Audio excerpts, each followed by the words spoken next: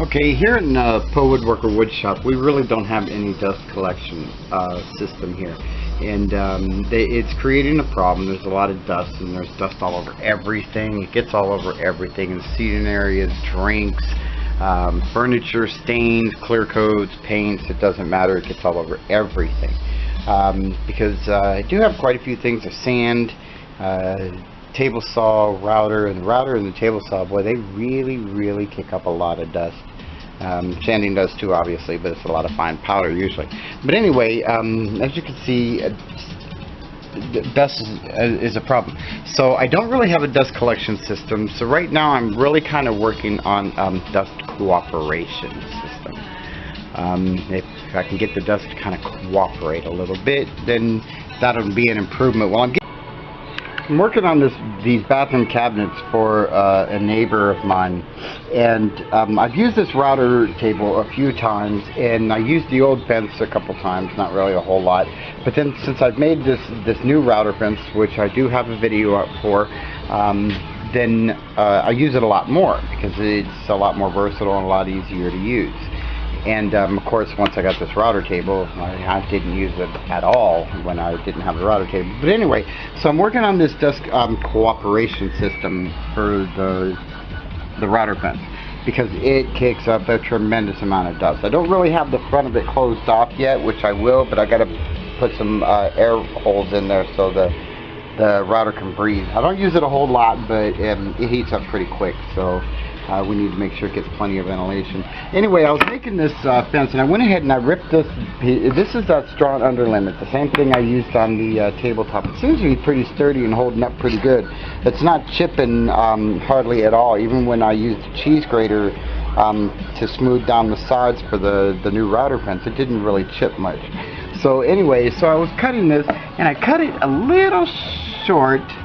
It either doesn't cover the bottom or it doesn't cover the top. So I didn't want to leave a gap in there like that because it's going to pull air suction from the like a return air. It's going to pull it from the front, so that's really not going to be an issue. So I had to close it up. So I was working with these little shims, trying to figure out how I could set these little shims up here, and then something hit me. Got a brilliant idea. Turn it around, and voila, it fits perfect. So hey, this is the one we're going to go with. Alright, so now what I need to do is I need to go ahead and I'm going to, I have a shop back here that I have set up, and it's got a couple of extensions that came with it. And it has this extension that I never use. Now the drill bit that I have, which is around here somewhere, right here, is too big, is bigger than the opening of my shop back hose. But it is not too big for this. So what I'm going to do is I'm going to go ahead and take a hacksaw, and I'm just going to go ahead and cut this off right here, maybe a little bit more, and then what I'll do is I'll drill a hole in here that will house that, and then I can just plug the shop vac directly into that. Alright, so I'm going to go ahead and clamp this down and cut that off, and then we'll go ahead and come back with our dust cooperation system for the router table. I started to cut it with my little hacksaw, but it was just taking forever, so I went ahead and grabbed my little jigsaw and finished it off with that. So I went ahead and marked out where I'm going to put the hole for the hose connector, and then we'll go ahead and attach it, put it together, and see if it works. Well, for some reason, what looked like it was going to be a pretty good fit, this bit that I have, and it's the only bit like that I have. The only other one that I have is little like this, and then all the rest are regular ones, and the ones that are in here. I do have spade bits, but not anything near this big. It did make the hole a little bit too big for the hose connector, so it sits almost flush. Now I'm hoping that doesn't become an issue and I don't end up pushing it inside when I hook up the hose. Once it's on, it shouldn't be a problem because the suction should keep it pretty tight. And I did go ahead and put a bead of silicone around it, tuck that into a little bit of a gap, not much, but there is still enough of a gap that it is a problem. Hopefully not a problem, and hopefully that'll work. And then what I'll do is just go ahead and let that sit and dry for just a little while, and then I'll go ahead and I'll prod that onto there, and